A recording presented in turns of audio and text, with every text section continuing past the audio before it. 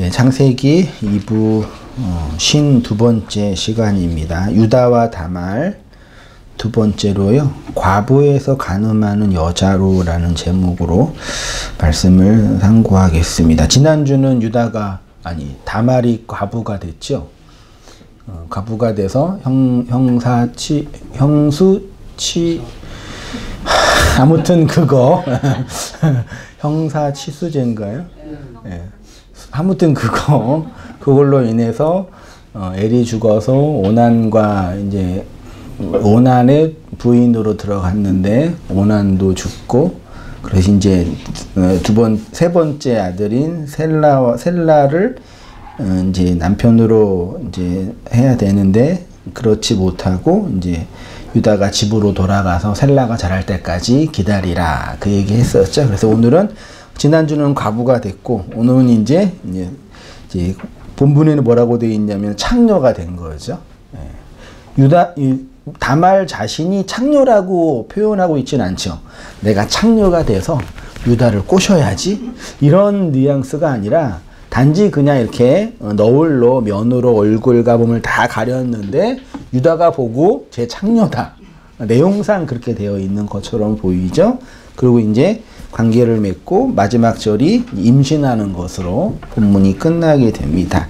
지난주에 했던 말씀들을 잠깐 살펴보면 유다는 아버지 성전을 상징한다 그랬고, 세 아들은 말씀을 상징하고, 다말은 교회를 메타포하고 있다라고 봤죠. 그러니까 교회는 하나님을 아버지로 알고 그리스도 예수를 남편, 씨를 주는 자로 알아서 그 씨를 받아 생명을 낳는 뭐가 돼요? 어머니, 그러니까 하나님 아버지, 예수 그리스도라는 아들, 교회라는 신부가 다른 측면에서 생명을 낳는 자로, 이렇게 성경이 이렇게도 설명하고 저렇게도 설명하고 있다 얘기했죠. 그래서 이런 것들 예수님 요한복음에서 내가 아버지 안에, 아버지가 내 안에, 너희가 내 안에, 이렇게 해서 아버지와 아들과 교회가 서로 연합하고 있는 구원의 실존을 증언하는 것이라고 했고, 그것을 설명하려고 하나님이 보여준 그 연합의 그 세메이온 증언이 이제 혼인이라는 것으로 설명했고, 그 안에 이제 가장 인간의 큰 은밀한 연합과 교제의 상징인 성관계를 통해서 내용하고 있다라고 말씀을 드렸습니다. 여기에 아들의 죽음이 전제가 되는데, 하나님의 성육신, 곧 말씀이 육시되는 사건이 곧 하나님의 죽음, 아들의 죽음이고, 그러니까 하나님이 죽는다라는 개념의 역설적인 의미가 뭔지 아시죠? 하나님이 물리적으로 죽을 수 없으니까 말씀 육체가 되신 아들을 인간으로 보내셔서 그 아들의 죽음으로 하나님의 죽음을 설명한 거죠. 그것처럼 오늘은 하나님의 간음이라고도 말할 수 있겠죠. 이게 오해될 소지가 있는데, 하나님의 간음하는 여자를 구원하기 위해서 그 여자와 연합하는 게 하나님 입장에서는 뭐가 돼요? 간음이 되는 거죠. 그래서 이 말씀과 연결되는 것이 이제 호세아서와도 연결이 되는데, 내용이 많이 있어서 잠깐만 제가 표현했지만, 하나님이 호세아에게 뭐라 그랬어요? 너는 디블라임의 딸 고멜에게 가서 그녀와 결혼하고 자식을 낳아라 그랬죠. 그때 성경이 호세아의 그 부인이 될 고멜을 뭐라고 표현해요? 음란한 여인에게 가서 결혼을 하고 음란한 자식을 낳으라. 그게 이제 호세아가 예수를 상징하고 하나님 상징하는 거니까, 음란한 고멜은 교회를 당연히 상징하고, 그 교회와 연합하는 호세아도 결국 다른 측면에서는 음란한 뭐가 돼요? 남편이 되는 거죠. 그러니까 성경 자체가 음란한 여인과 연합하는 자는 음란하다 그랬잖아요. 그러니까 하나님의 죽음처럼 또 다른 의미에서 하나님의 간음이 설명되고 있는 거죠. 이게 하나님의 죽음은 그 율법에서 살인이라는 계명과 연결되어 있는 거라고 한다면, 하나님의 간음은 율법에서 간음과 연결되어 있는 거죠. 그러니까 인간 안에 가장 큰 그 욕망 혹은 모습이 살인이라는 것을 통해서 나타나는 거랑 간음이라는 걸 나타나는 것이죠. 이 두 가지가 우리는 되게 일단 부정적으로 보지만 인간 욕망 안에는 큰 기저고 이것이 실제적으로 고대 시대부터 행해졌던 현장이 어디예요? 늘 살인이 일어나고 늘 간음이 일어났던 그 현장이 어디예요? 실제로? 그게 성전, 이방 신전이죠. 그러니까 고대 시대의 이방 신전에서 동물의 희생 제사를 드렸지요. 그게 살인을 염두에 두고 하는 거고, 그리고 그 안에는 또 신전 안에 있는 신전 창녀. 지금 우리가 생각하는 창녀랑 좀 달라요. 그러니까 우리가 생각하는 좀 창녀라는 말 자체가 되게 좀 아주 부정적인 언어고 또 실제로 부정적인 것이기도 하죠. 아무튼 뭐 되게 예민하고 은밀한 부분이라 좀 말하기가 저도 말씀 묵상하면서 되게 나 이러면 안 되는데 계속 이렇게 생각하면서 했는데 아무튼 그래요. 근데 아무튼 그것이 인간 그 심성과 마음과 욕망의 기저 안에 있는 그 무엇인데 그런 성전 창기와 연합하는 거, 성적인 관계를 맺는 게 고대 시대에서부터 있었던 성전 예전의 한 형식이었죠. 그러니까 얼마나 고대인들의 남자들 얼마나 즐거웠겠어요? 라고 우리 입장에 생각할 수 있겠지만 지금 우리가 생각하는 성과 고대인들이 생각했던 성은 기본적으로 다르죠. 옛날 고대인들에게 있어서의 성은 생존의 문제예요. 왜냐면 그때는 자식을 쉽게 낳을 수가 없었어요. 그리고 자녀를 많이 낳는 게 매우 중요한 생존의 모습이었단 말이죠. 근데 그것이 고스란하게 나타났던 그 현장이 성전의 모습이고 성경도 고대에 있었던 그런 사람들의 모습을 설명하고 있는 거니까 그것들을 그대로 염두하고 표현하고 있는 거라고 생각이 들고요. 특히 이제 유다가 아내가 죽고 나서 어디로 갔어요? 딥나로 가고 거기에서 뭐 하려고 갔어요?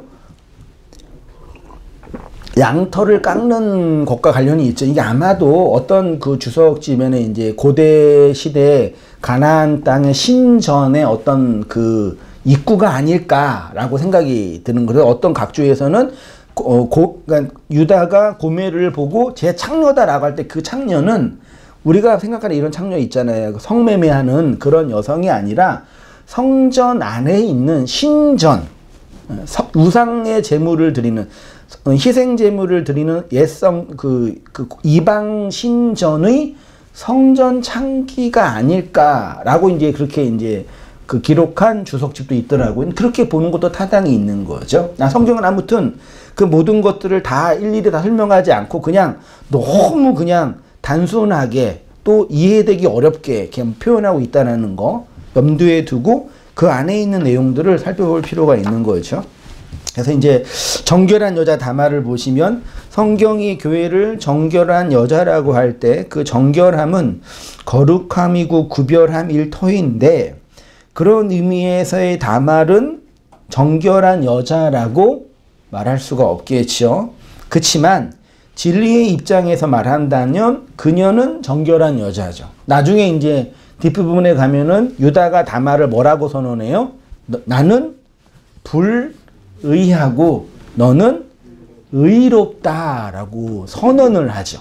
이 모든 과정 속에서 이 과정을 통해서 나는 불의한 자로 드러났고 너는 의로운 여인으로 드러났다라고 말하고 있는 거니까 오늘날 우리의 관점으로 이런 이 성의 관점으로 보면은 정말 이렇게 해석이 안 되고 일일이 다 설명하기 어려운 부분이 너무 많이 있는 것 같아요.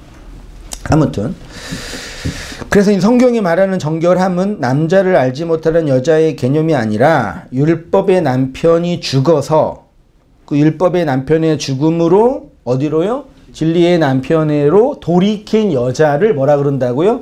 정결한 여자, 정결한 신부라고 표현해요. 그래서 바울도 그의 많은 그 전도 사역에서 너희를 주님께 무슨 신부로요? 정결한 신부로 드리겠다. 그 얘기는 성적인 정결함이 아니라 율법이라는 불결한 세상에서 그 율법을 통해서 하나님을 알도록 이끌어내겠다. 그게 너희의 정결함이다 라고 설명하고 있는 거죠. 그러니까 유대인이든 이방인이든 율법의 남편이 죽어 이제 진짜 남편에게로 돌아갈 수 있게 하는 사역이 사도 바울의 사도들의 복음 전파의 사역이었습니다. 그래서 예수라는 율법의 남편이 십자가에서 이미 죽었는데 그 죽음의 사건을 통해서 그리스도의 영을 받은 자들을 신약 성경은 정결한 신부, 정결한 여자라고 하고 그네들이 아들, 약속의 씨를 낳는 진정한 교회 혹은 여자 혹은 어머니가 되는 거죠. 말씀을 낳는 자로. 자, 12절부터 쭉 보시면요. 제가 잠깐 볼게요. 얼마 후에 유다의 아내 수아의 딸이 죽은지라 유다가 위로를 받은 후에 무슨 위로를 받았다는 얘기예요? 아내가 죽어서 위로가 됐다는 얘기예요? 그렇죠. 위로가 되겠죠. 아내의 죽음으로 힘들었는데 위로를 받았어요. 근데 웃기죠? 그렇게 하자마자 곧바로 또 이제 이렇게 해가지고 이런 게 이렇게 벌어지고 있으니까. 아둘람 사람 히라와 함께 어디로 올라가세요? 딥나라 올라가서 양털 깎는 자에게 왔는데 어떤 사람이 다말에게 말하되 내 시아버지가 자기의 양털을 깎으려고 딥나에 올라왔다 한지라. 이제 어디에서 만나는 거예요? 딥나에서 유다와 다말이 만나는 장면이 나옵니다. 요 딥나라는 단어가 히브리어로 tim나라는 단어인데 이게 목 혹은 분깃 이런 뜻이래요. 어떤 몫을 받는 곳. 그러니까 말하자면 유다와 다말이 딥나에서 만남을 통해서 어떤 구원의 목, 복음적인 어떤 그 분깃을 받는 것을 내용으로 하고 있고 그 분깃의 내용이 결론적으로 다말의 뭘로 나타나요? 임신으로 씨를 받는 것으로 표현하고 있습니다. 그 다말의 입장에서는 이제 비로소 진정한 하나님의 유업을 분깃을 받게 되는 곳이 되는 거죠. 마치 우물가에서 우물가의 여인이 그리스도라는 신랑을 그때는 예수죠. 예수라는 율법의 신랑을 만나는 것처럼 혹은 가늠하다 잡힌 여자가 율법에 의해서 끌려와 예수를 만난 것처럼 그런 만남의 장소가 지금 딥나여요. 14절에 그녀예요. 과부의 의복을 벗고 너울로 얼굴을 가리고 몸을 휩싸고 딥나 길곁 에나임 문에 앉으니 이게 이제 딥나 길곁 에나임 문이 어떤 주석가들은 가나안의 이방 신전의 문일지도 모르겠다라고 말하는 거죠. 실제로 유다가 그 당시 가나안 땅에는 많은 그 지역신이 있었을 거 아니에요. 그리고 지역신들을 에게 그 제물과 제사를 드렸을까요? 안 드렸을까요? 만약에 있었다면 드렸겠죠. 왜냐하면 이때까지는 여호와 하나님이 어떤 분인지에 대한 정확한 얘기는 뭐 경전이 있어요, 무슨 규율이 있어요, 무슨 뭐 제도가 있어요. 그러니까 유다나 이런 이 족장들이 믿는 하나님과 당대 가나안에 있었던 다른 그 족장들이 믿었던 하나님이 특별하게 다른 그 무엇이 있었다고 말할 수가 없는 거죠. 맞잖아요. 뭐 아무것도 없잖아요. 그러니까 유다가 믿는 하나님은 아브라함의 하나님, 이삭의 하나님, 야곱의 하나님인 거고 갈대아 우르에서 그의 할아버지를 끄집어낸 하나님인 거고 증조 할아버지인가요? 아무튼 할아버지 끄집어낸 하나님인 거고 그리고 준다고 한 거는 가나안 땅을 주고 자손을 주겠다는 그 하나님뿐인 거지 다른 어떤 윤리적인 규범이나 종교적인 제의가 없었던 거죠. 다만 그들의 역사를 통해서 하나님은 이런 분이다라는 어떤 상징과 모형을 조금씩 주었겠죠. 그러니까 아마도 유다도 그곳에 가서 그냥 성전 제사를 드렸을 거예요. 아직 여호와 하나님이 어떤 분인지에 대한 그런 내용이 지금 우리가 생각하는 것과는 전혀 다른 방향이었겠죠. 그래서 이제 그렇게 이제 했다고 표현하는데, 그래서 아마도 유다가 다말을 보고 창녀다 그랬던 것 같아요. 그래서 단순히 성적인 욕망을 충족하기 위해서 창녀와, 아니 유다가 그래도 그 당시에 족장인데 웬만한 그래도 기업 사장 정도 되잖아요. 시간이 없어요. 돈이 없어요. 뭐가 없어요. 굳이 아니 그냥 그 필요하면 그냥 첩을 하나 드리면 되잖아요. 안전하게 합법적으로 잘 합법적으로. 그 당시 합법이었잖아요. 아니 그분들이 굳이 그냥 그 얼굴도 모르고 아무도 모르는 그 창녀랑 한다는 게 말이 되냐고요. 그런 그 유다가 되게 음란하고 이렇게 나쁜 그런 걸 말하고 싶은 게 아니라 아주 성내전적이고 그 신학적인 내용이 담겨져 있는 거죠. 그러니까 오늘날로 번역을 하면은 율법 성전에서 율법의 행위를 열심히 드리고 있는 모습이란 얘기예요. 제가 말하고 싶은 거는 어떤 성적인 그런 게 아니라 오늘날 우리의 문맥으로 말하면 우리 지금 보편 일반 교회와 그 신학과 종교에서 나름대로 율법의 틀 안에서 열심히 애쓰고 노력하고 있는 어떤 그 성도, 어떤 구도자의 모습 정도라고 보여진 거죠. 그런 모습이 또 누구의 모습이에요? 우리의 모습이잖아요. 이해되시죠? 그렇게 접근해야 되지. 이걸 단순히 유다가 성적으로 타락하고 음란하고 뭐 이렇게, 그러니까 되게 이게 자체가 되게 오해될 수가 너무 많은 거죠. 아무튼 그렇게 있는데, 이제 과부의 옷을 벗고 이 너울, 이게 얼굴을 가리는 너울이기도 하고, 어떤 이렇게 나중에 이제 이게 출애굽기나 레위기 가면 제사장의 의복 있죠. 그때 의복도 이걸로 썼어요. 그러니까 자기의 몸을 가리는 어떤 의복으로 이렇게 다 가리고 이렇게 있었던 거죠. 이렇게요. 성전 여기 문 앞에 앉아 있었던 것입니다. 그걸 보고 유다가 뭘로 여겨요? 창녀로 여겼다고 표현하고 있습니다. 그 전에 이제 이렇게 얼굴과 몸을 완전히 가렸죠. 과부의 의복을 벗고 첫 번째 남편의 죽음으로 과부가 된 것을 벗어버리고 이제 누구를 찾아가는 거예요?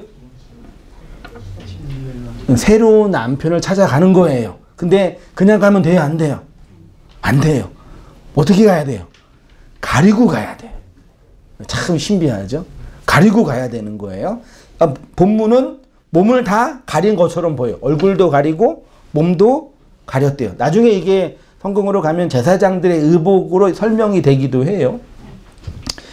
그런데 그런 다말을 유다가 뭘로 봤다고요? 창녀로 봤어요.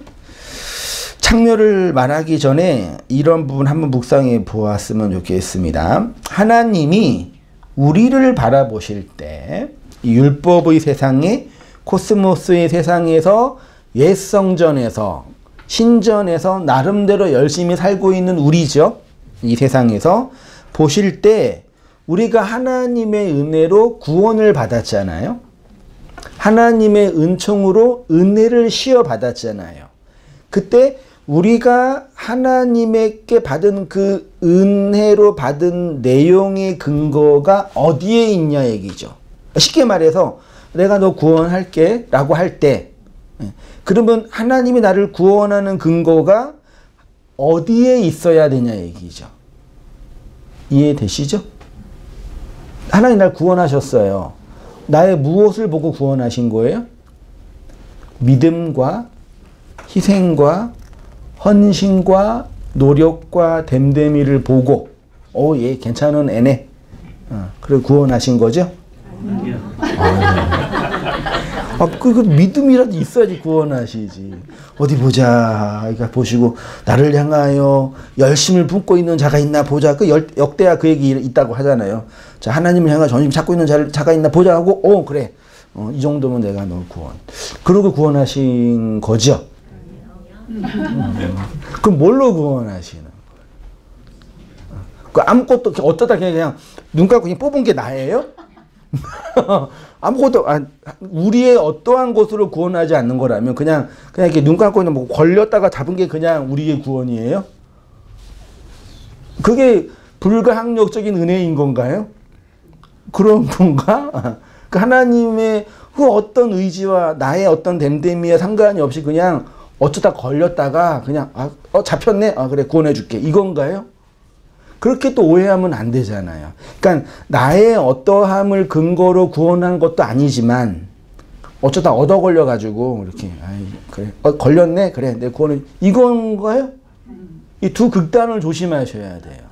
그 전자들은 인간의 행위와 의의를 많이 강조하겠죠.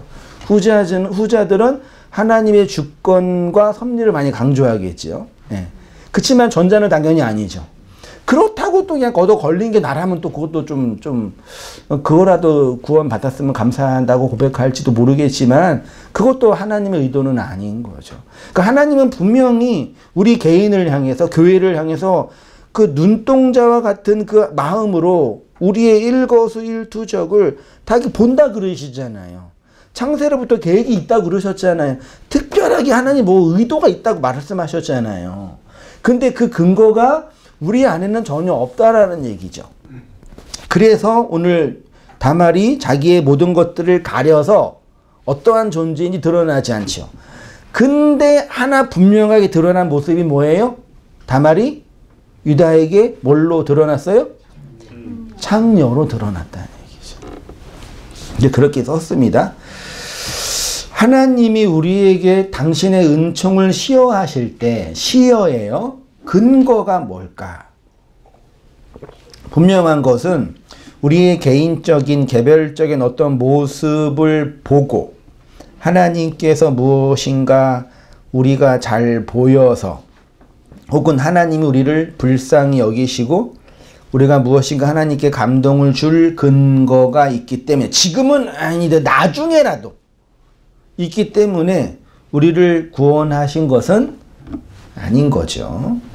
흔히 우리가 행위가 아닌 하나님의 은혜로 구원을 받았다고 말하는데 실제로 하나님의 은혜가 어떻게 우리에게 시여됐는지 되고 있는지 그 속에서 우리가 어떠한 역사적 경험이 나타나고 있는지 잘 몰라요. 그냥 교리적으로 불가항력적인 은혜고 하나님이 나를 무한하고 끝없이 사랑하시는 것 정도라는 단어로 설명하고 있는 거죠.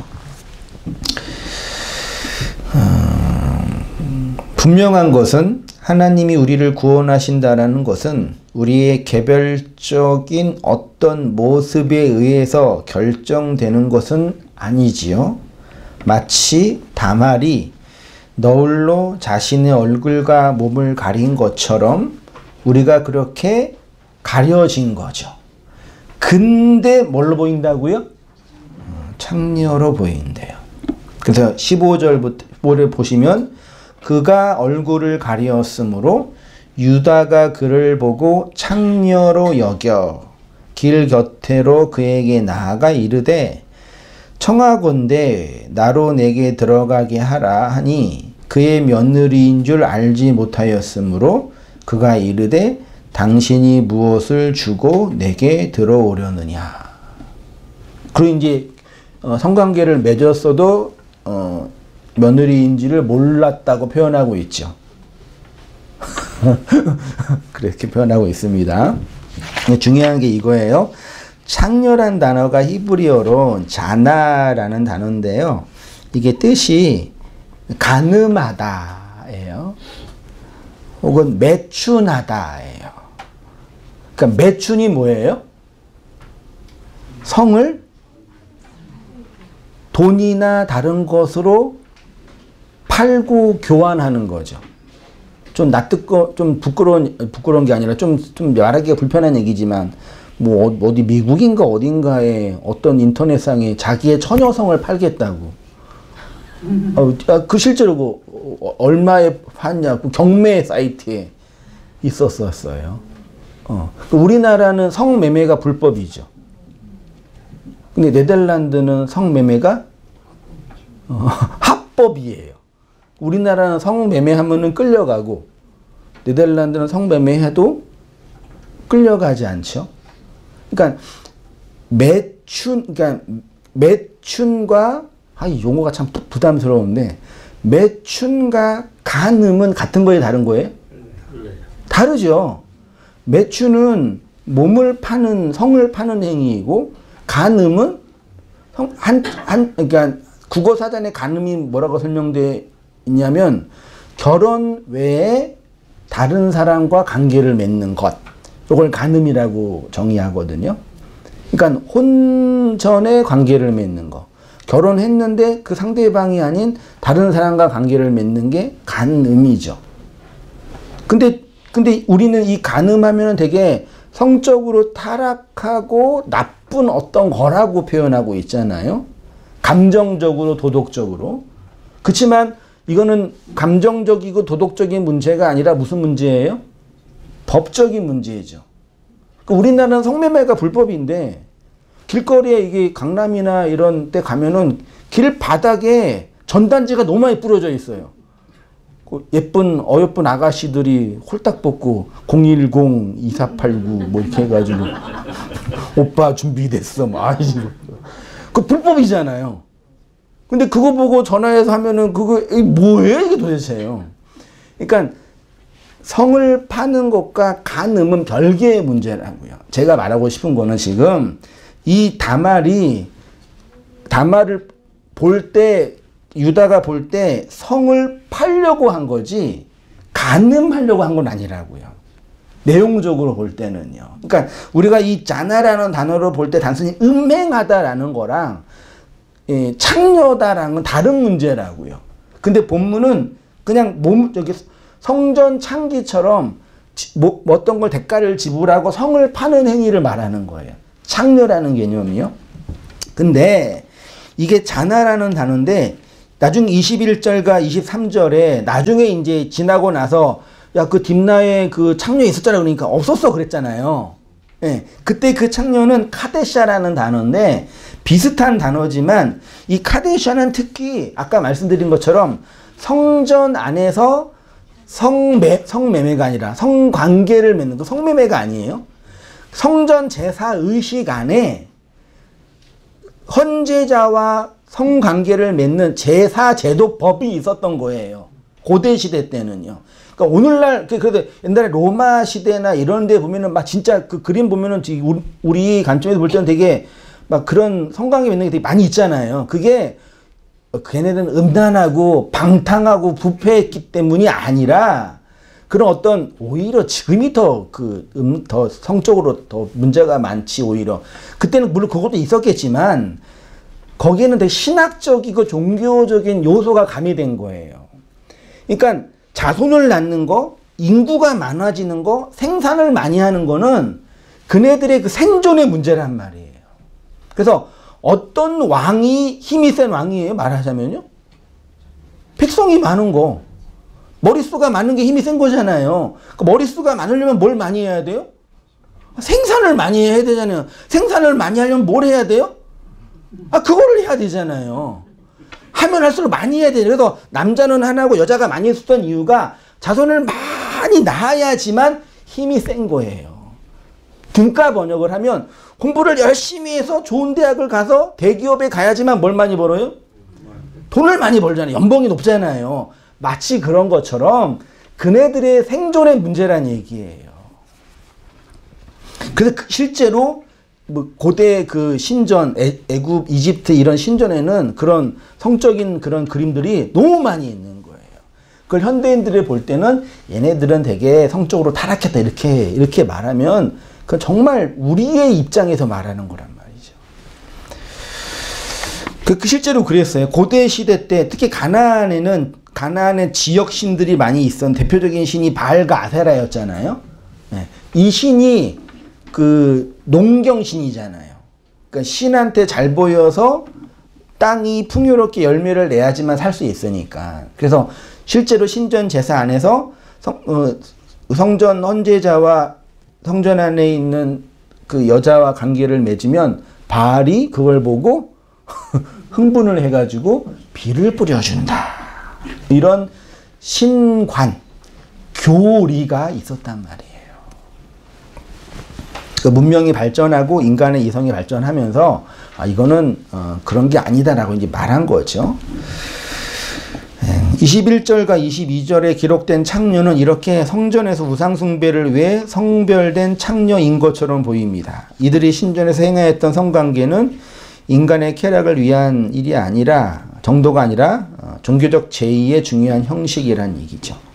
하나님이 이스라엘에게 음행하지 말라고 하신 것이나 신약 성경에서 음행에 대해서 말씀하신 것이 단순히 성적이고 도덕적인 타락의 문제가 아니라 이건 뭐와 관련돼 있어요? 이방신, 우상숭배, 율법의 세상과 관련돼 있는 거죠. 그러면 저를 보세요, 여러분. 그러면 하나님이 당대 족장들에게 나는 어떤 하나님이라고 설명하기 위해서는 뭘로 나타나셔야 돼요? 엘로힘 여호와로 나타나도 유다나 다말이나 다른 이 당시의 사람들은 그 하나님을 뭘로 인식해요? 자신이 보고 있는 바알과 아세라와 같은 신으로 인식할 거 아니에요. 이게 되시죠?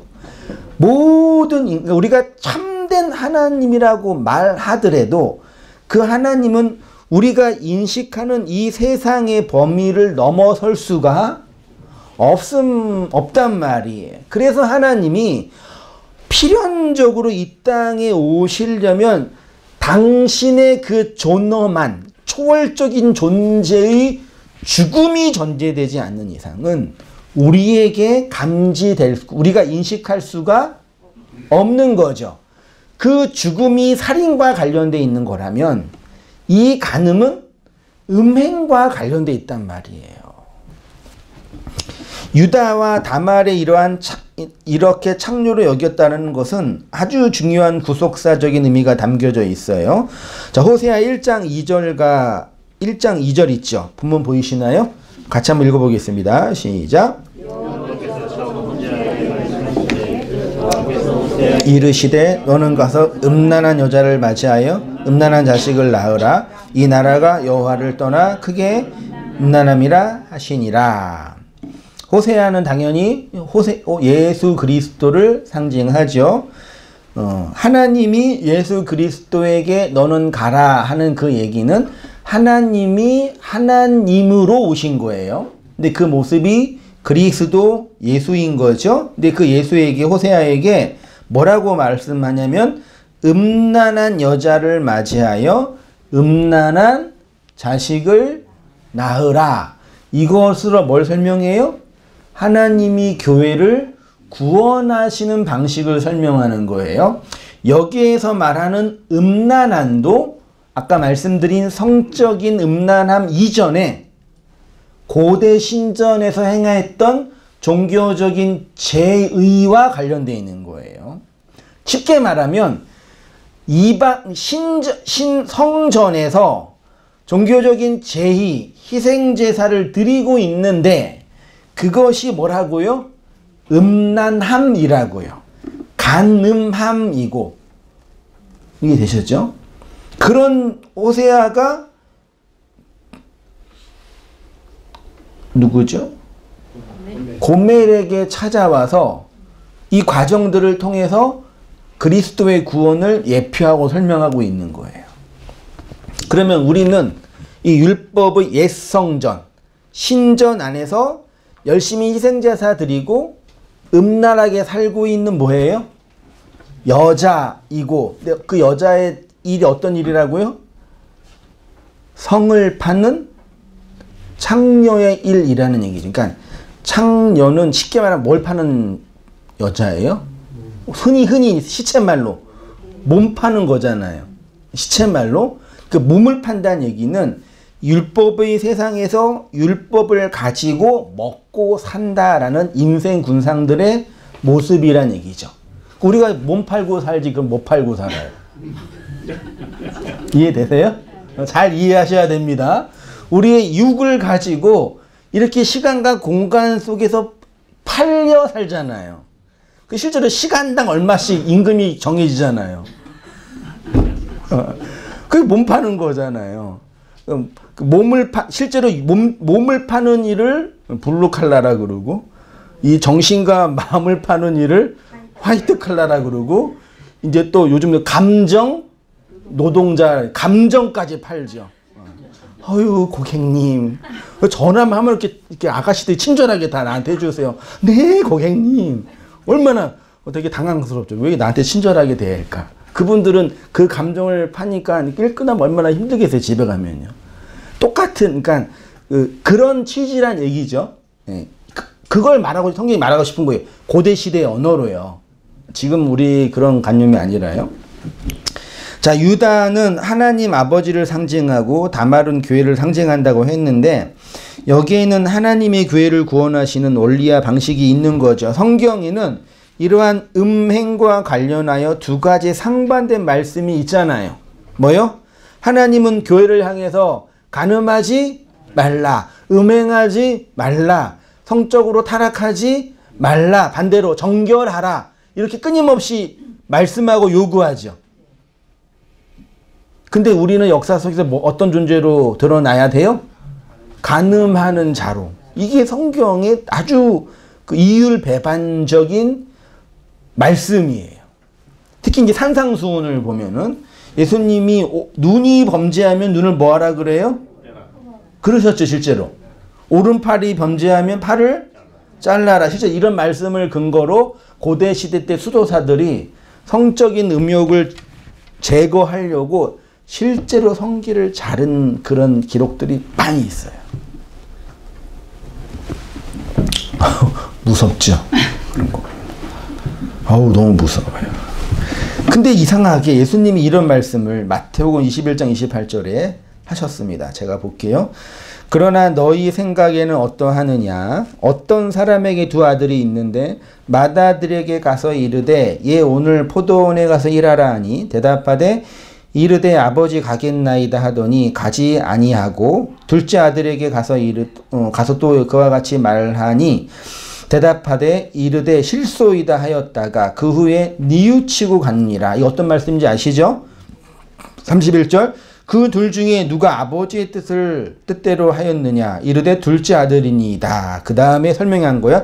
예수께서 그들에게 이르시되 내가 진실로 너희에게 이르노니 세리들과 창녀들이 너희보다 먼저 하나님의 나라에 들어간다. 너희는 지금 예수님의 말씀을 듣고 있는 제자들뿐만 아니라 유대인들을 얘기하는 거죠. 이네들은 율법에 능통하고 율법을 지키고 있는 자들인데 세리와 창녀들은 이 율법에서 벗어난 자들인 것, 율법을 지키지 못하는 자들, 그 유대 사회에서 배척당하고 소외당한 자들이라고 표현하죠. 그러니까 이 세리와 창녀들가 상징하는 것은 세리는 뭐 하는 사람이에요? 이 텔로네스라는 단어인데 단어적으로는 세금을 징수하는 사람이에요. 세금 공무원이죠. 오늘날로 말하면. 근데 이 당시에 세금 공무원은 그러니까 로마의 권력을 힘입어 유대인들에게 삥을 뜯는 조폭과 같은 일을 한 거예요, 말하자면요. 그러니까 나라를 팔아먹고 번영하고 있는 나라 팔아먹는 나쁜 인간 하면 세리이고 창녀는 아까 말한 것처럼 몸을 팔아서 생존하는 존재라는 얘기죠. 됐죠? 그럼 예수님이 지금 너희는 세리와 창녀들보다 더 늦게 천국에 들어간다라는 말씀은 세리와 창녀들은 천국에 들어가고 너희는 못 들어간다 그 얘기를 하는 거예요. 이 문맥상 보면은요. 물론 그것이 이제 첫째 아들과 둘째 아들, 회개한 자와 그렇지 않는 자를 설명하는 건데 회개를 말씀하시는 거예요. 그럼 이 말씀 자체만 보더라도 우리가 천국에 들어가는 하나님의 나라에 들어가려면은 어떤 사람이 돼야 돼요? 세리와 창녀가 되는 거죠. 이해되셨죠? 그러면 이 세리와 창녀는 뭐예요? 아까 말씀드린 것처럼 이 율법의 세상에서 나라는 육의 자아를 팔아먹고 살고 있는 나라는 얘기죠. 그걸 말씀하시는 거예요. 그러니까 이 사회적인 약자 뭐 이런 게 아니라 이 아래의 세상에서 인간이 자기 육체, 자기를 의유와 자기를 왕으로 섬기고 살고 있는 그 나인데 그 나를 부정당하여 살고 있는 자. 그 내가 깨트려져서 죽어서 살고 있는 그 나가 세리와 창녀로 설명하고 있는 거예요. 4페이지로 가셔서요. 아까 말씀드린 것처럼 세리는 나라 팔아먹는 사람이라고 한다면 창녀는 육의 몸을 파는 자이죠. 여기서 세리가 파는 나라는 하나님의 나라가 아니라 자기의 선악과 먹고 태어난 자기 나라를 팔려가는 거죠. 어쩔 수 없이 팔려가는 거예요. 그리고 창녀도 어쩔 수 없이 자기 몸을 팔아 사는 거예요. 그렇게 자기 것을 팔아야지만 하늘의 것, 하나님의 나라를 얻게 되는 거죠. 그러면 하나님이 우리를 구원하신다면 반드시 어떻게 만드신다는 얘기예요? 네. 그러니까 너가 역사 안에서 팔려 나에게로 이끌어진다. 고멜과 호세아의 이야기가 정확하게 이 이야기예요. 나중에 고멜이 이제 결혼해서 왔는데 애 낳고 첫째 낳고 둘째 낳고 다시 가지요. 가서 이제 노예 시장에서 팔릴 때 고멜이 은 15과 보리 한 호멜과 은 15, 은 30으로 고멜을 취하잖아요. 팔려서 취한 거죠. 그걸 구원으로 설명하시는 거예요. 그래서 그렇게 구원받는 교회 고멜은 내가 음란한 자라는 게 드러난 거죠. 여기서 음란이 뭔지 아시겠죠? 율법 안에서 그 율법으로 자기가 팔려 살고 있는 나가 뭐라고요? 그게 음란함이라고요. 그래서 구약의 거의 모든 대부분의 선지자들이 이스라엘을 향해서 유다나 이스라엘을 향해서 너희는 뭐 하는 자라 그랬어요? 행음, 음란이라고 표현하는 거예요. 그래서 실제로 북이스라엘과 남유다가 아수르와 바벨론에 의해서 팔려가게 된 거예요. 고멜과 호세아처럼. 오늘 다말도 창녀로 유다에게 뭐 한 거예요? 팔려간 거예요. 근데 팔려가는데 그 팔려감을 통해서 고멜이 하나님의 언약, 진정한 생명을 담는 자가 될 수 있었던 것은 그 팔려감을 통해서 뭘 준 거예요? 구원의 내용과 증표로 도장과 끈과 지팡이를 건네준 거예요. 원래 염소 새끼 희생제물의 내용을 주려고 그랬는데 그거를 담보할 그걸 받고 팔려가서 뭐 한 거예요? 다말이 생명을 낳는 자가 되어 살아난 거죠. 팔려가면 죽는 건데 팔려갔어요. 그 죽은 거예요. 근데 그 생명의 내용인 유다의 씨의 증언인 이것들을 건네받아서 나중에 어디서부터 구원받아요? 그쵸? 불로 죽이라 그랬죠. 네. 불시험으로부터. 그게 이제 불세례겠죠. 불세례로 구원받아 정결한 여자가 되어 의로운 교회로 예표된 거죠. 우리가 이렇게 구원을 얻어 하나님의 생명을 담은 교회가 된 거예요. 다른 말로 생명을 담은 어머니가 된 거죠. 그런 자에게만 하나님의 씨, 생명이 있는 거죠. 그 씨 얘기하면 자꾸 얘기해요. 그 어디냐 거기 이렇게 새 하늘과 새 땅에 계시는 분들 얘기한다. 되게 중요한 단어예요. 그 얘기가. 에스겔서나 예레미야나 이사야에 거의 이런 너희가 행마였다, 너희가 음란하였다 계속 나와요. 이렇게 율법을 팔아서 진리를 얻은 자들이 하나님의 나라에 들어간다고 하십니다. 예수님이 말씀하시는 세리와 창녀가 쉽게 말하면 율법을 완성하는 그림으로 나타난 거죠. 실제로 세리가 헬라어로 뭐라고요? 여기에 텔로네스예요. 자, 텔로네스가 어디에서 왔다고요? 텔로스에서 왔어요. 5056번 헬라어 사전에 이 텔로스가 성취하다. 무엇을요? 언약의 성취 명사형입니다. 혹은 계명의 완성 혹은 심지어 세금. 나중에 바울이 그 서신서에서 국세 얘기하고 세금 얘기하죠. 그때 단어가 텔로스예요. 그리고 재물. 혹은 결혼. 이게 텔로스로 설명해. 그러니까 성경에서 고대인들이 무엇을 완성하는 그림으로 설명한 메타포가 뭐예요? 첫째가 죽음. 육체가 죽어서 무엇이 완성된다고 말하고요. 또 하나 메타포로 설명한 게 뭐예요? 그게 결혼이에요. 결혼도 죽음과 비슷하게 무엇을 완성하는 거예요.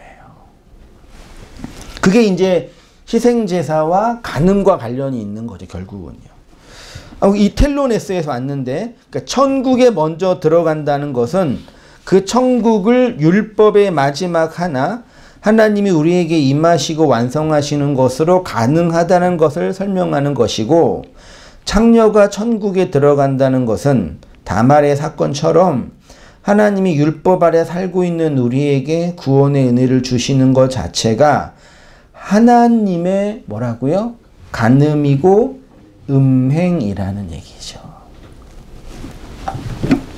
그러니까 하나님의 성육신은 하나님의 간음이면서 하나님의 죽음이면서 하나님의 간음이 아니고서는 우리가 주님의 정결한 신부가 될 수 없다라는 것을 증언하는 거죠.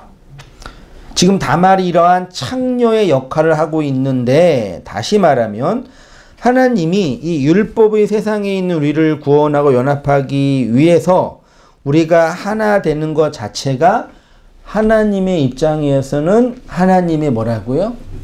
죽음이면서 간음이란 얘기죠. 실제로 이스라엘 백성이 성전 제사를 드리면서 늘 경험한 게 뭐라고요? 동물의 죽음, 살인, 그 다음에 간음, 그걸 성전 제사에서 늘 경험했다고요. 그게 나쁜 거다. 그렇게 하면 안 된다고 말하셨는데 그렇게 안 할 수 있어요, 없어요? 잘 들으세요. 그네의 입장에서 그러니까 이스라엘 백성이 되게 혼란스러운 거예요. 아니 자꾸 선지자가 와가지고 야 니네 간음했어. 니네 사람 죽이고 니네 살인자야. 니네 나쁜 놈들. 그러니까 유대인들 입장에서는 언제? 나 열심히 희생제사 드리고 있는데 왜 나한테 그래? 그러니까 미치고 한자갈 노릇이에요. 이거 이해 못하면 성경 이해 못한다니까요. 아니 자꾸 우리 기독교, 개신교의 입장에서 유대인들 자꾸 나쁜 인간으로 보는데 아니 톡 까놓고 얘기해 보면 유대인들이 더 멋있어요. 더 도덕적으로, 뒤에서는 뭐한지 모르겠지만 더 도덕적으로 더 탁월하니까요. 오늘날 개신교들처럼 막 나가는 사람들이 어디 있어요. 우리 입장에서는 유대인들이 나쁜 놈, 예수님 인정한 나쁜 놈, 실제로 그분들은 고대 시대 때부터 그 성전 안에서 열심히 희생제사, 동물의 피를 드리고 열심히 제사를 드렸다. 근데 선지자들이 와가지고 야 니네는 희생제사 줄여서 살인하는 자들이고 니네 간음하는 자야 그린 거예요. 어쩔 수 없는 필연이라고요. 이거 잘 이해하셔야 되니까요. 선지자들이 와가지고 예레미야나 이사야가 와가지고 저도 오해한 거지 그거를요. 이분들이 선지자 소명을 받을 때 성전에서 이상을 보고 뭘 받았잖아요. 그때 소명을 받아서 내가 이 소명을 받으면 이 유대인들 이방 신을 섬기는 이들을 내가 고칠 수 있다. 그런 신념이 있었을까 없었을까요? 내가 선지 사역을 잘하면 열심히 하면은 이 타락한 종교가 개혁되고 변화돼서 참된 여호와의 종교가 될 거라는 확신과 믿음을 가지고 사역을 했을까요? 안 했을까요? 제일 중요한 관점이라니까요. 저는 이사야나 예레미야가 그런 신념을 가지고 사역했을 것이라고 생각을 했어요. 그런 설교와 그런 말씀에 많은 영향을 받았으니까. 그래서 나도 이네들처럼 비록 내가 별거 아니지만 이런 신적 소명을 받은 자로 열심히 사역하면 그렇게 좀 이렇게 변화되고 새로운 세상이 되고 그럴 거라는 생각이 없지는 않았어요. 교회를 크게 한 그건 아니에요. 진짜예요. 그런 어떤 그게 종교적인 야망일 수 있나? 그럴 수도 있겠죠. 아무튼 그런 게 아니라, 그런 기복주의나 성공주의가 주창하는 그런 게 아니라, 어떤 그런 고결한, 그런 어떤, 좀 뭔지 이해되시나요? 그러니까 내용적으로 뽀대나는, 그런 게 없지 않았어요. 그런 마음 자체가 뭐 나쁘다 이게 아니라요. 하나님이 정말 의도했던 본질은 그게 아닌 거예요.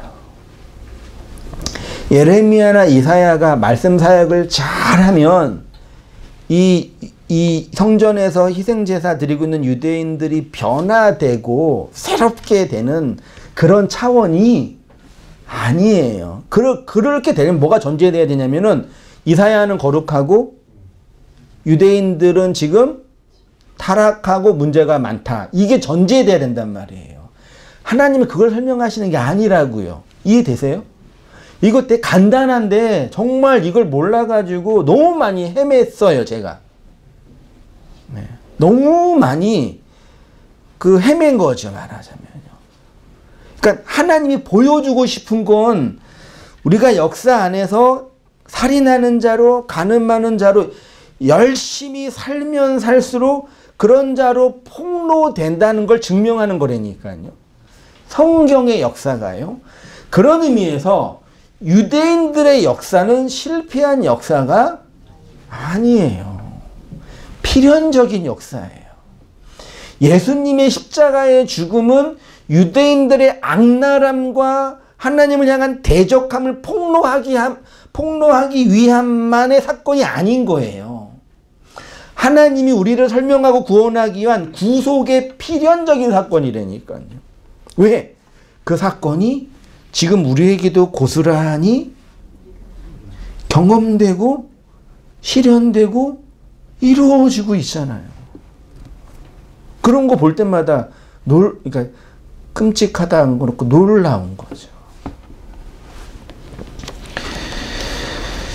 그 사건을 통해서 이 하나님이 율법 아래에 있는 우리를 구원하시고 우리와 연합하시고 하나가 되는 하나님의 음행이고 하나님의 죽음이라는 걸 설명하고 있는 거죠. 하나님이 음행하는 자로 폭로되지 아니하고서는 우리가 하나님과 연합될 수 없고 하나님과 하나가 될 수 없다라는 게 증명되는 거예요. 그렇게 우리에게 말씀으로 임하시는 하나님의 구속 사건이 곧 하나님의 죽음, 무트의 죽음이면서 하나님의 간음, 율법을 통해서 진리를 설명하신 방식이었던 거죠. 자, 18절까지 보세요. 유다가 이르되 내가 내 떼에서 염소 새끼를 주리라. 그가 이르되 당신이 그것을 줄 때까지 담보물을 주겠느냐. 유다가 이르되 무슨 담보물을 내게 주랴. 이르되 당신의 도장과 끈과 당신 손에 있는 지팡이로 하라. 유다가 그것들을 그에게 주고 그에게로 들어갔더니 그가 유다로 말미암아 자기가 임신한 거를 곧바로 알 수 있는 게 가능해요. 성경은 의도적으로 임신으로 설명 끝나고 있는 거죠. 이 단락에서는. 마지막 읽고 마치겠습니다. 이렇게 관계를 맺자 다말은 그의 대가를 요구하고 유다는 염소 새끼를 주겠다고 하는데, 그러니까 이 염소 새끼가 지금 말하면 길지만 유다가 지금 이 딥나라 와가지고 뭘 깎으려고 그랬어요? 양털 깎으려고 그랬잖아요. 근데 그 희생제물의 내용인 거죠. 옛성전 혹은 이방 신전 안에서 드려지는 희생제물, 그거를 주려고 하니까 다말이 이거를 거부한 거 아닙니다. 그것을 내용으로 하고 있는 증표를 달라 그런 거예요. 자, 보세요. 예수가 어린 양으로 죽었는데 그것의 내용으로 하고 있는 증표 뭐예요? 성령의 인치심, 하나님의 부으심이 임하면 생명을 잉태한 뭐가 돼요? 교회가 되는 거예요. 그리고 이들이 관계를 맺고 다말이 임신하였다고 성경에 기록합니다. 이후에 다말의 임신 사실이 나중에 알려지게 되고 다말은 어떤 자로 폭로되어? 간음한 여자로 폭로되어 불에 타서 죽게 되었지요. 그때 그녀가 꺼낸 것이 뭐예요? 도장과 끈과 지팡이. 누구의 거예요? 이 아이의 아버지 유다의 것을 꺼내서 유다의 심판으로부터 구원받은 거죠. 유다가 누구를 대표한다고요? 하나님이요. 하나님 우리에게 오신다고요. 그걸 주세요. 생명을 주신 거죠. 근데 그 생명을 갖고 이 율법의 세상에 희생제사를 드리고 있는 나가 희생제물로 갖고 있으면 죽는 거고, 네, 죽는 거고, 율법의 내용으로 갖고 있으면 죽는 거고, 그것의 증언, 내용인 성령의 인침, 성령의 약속을 갖고 있으면 불시험, 불세례를 통해서 뭐예요? 구원 받는 거죠. 그네들의 진정한 교회, 하나님의 생명을 담는 진정한 말씀을 담고 있는 어머니예요. 성도가 그런 의미에서 또는 뭐예요? 어머니라고 하는 거죠. 그리고 그들을 통해서 또 복음이 유다와 사마리아와 땅끝까지 이르러 증언되고 나타나지는 거죠.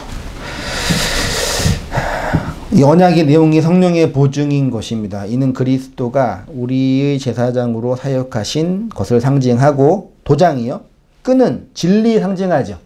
선지자의 사역이고, 지팡이는 왕의 통치권이죠. 그리스도의 통치권을 상징하겠죠. 그걸 다 갖고 있는 거죠. 유다가, 다말이요. 그러니까 다말이 유다와의 관계를 통해서 얻게 된 것이 곧 유다의 씨인데, 그 씨를 증명하는 것이 도장, 끈, 지팡이이고, 요게 그리스도가 교회의 머리로서 사역하는 것을 담고 있는 거죠. 여기 이제 다 신약으로 와서는 너희가 하나님의 나라이다. 하나님의 나라가 너희 안에서 이루어진다. 그리스도가 이렇게 성령의 인침으로 진리의 말씀으로 그분의 베풀어진 시여의 은혜로 교회들을 이끄시고 붙잡아주고 계신다라는 예표와 증언의 말씀인 거죠. 그렇죠? 이 은혜 안에서 살아가시는 성도님 되시기 바랍니다. 기도하겠습니다. 하나님 아버지, 주님의 나타나시고 증언하시고 보여주신 사랑의 증표와 구원의 예표를 보게 하시고 그것으로 성취된 말씀을 배우게 하시니 감사합니다. 이 율법의 세상, 옛 성전의 세상, 이방 신전의 세상에서 살인하는 자로, 간음하는 자로 살고 있는 우리의 인생의 모습들을 보게 하시고 그런 인생들을 하나님의 은혜의 말씀으로 깨닫게 하시고 불러주셨사오니 그 은혜의 말씀을 따라 오롯이 살아가는 우리의 인생들이 다 되어지도록 하나님 아버지 인도하여 주옵소서. 진리 안에서의 그 정결함이 어떤 것인지 알게 하시고 복음의 깨끗함의 말씀이 어떠한 것인지 알게 하여 주옵소서. 우리의 무지함과 사심과 왜곡된 욕망과 편견과 오해가 하나님을 잘못 섬기게 하고 있음을 보게 하시고 그렇게 옳은 저희들을 깨뜨리시고 부시시고 들통나게 하시고 폭로시킴으로 말미암아 하나님의 생명과 언약을 담은 자들인 것을 또한 기억하고 인정하게 하셔서 그 은혜의 말씀과 진리의 생명으로 살아가는 우리의 모든 인생들이 다 되어지도록 하나님 아버지 은혜를 베풀어 주시옵소서. 이제는 우리 주 예수 그리스도의 은혜와 하나님 아버지의 크신 사랑과 성령의 교통하심이 사랑하는 모든 성도님들의 삶 속에 지금부터 영원까지 함께 있을지어다. 아멘.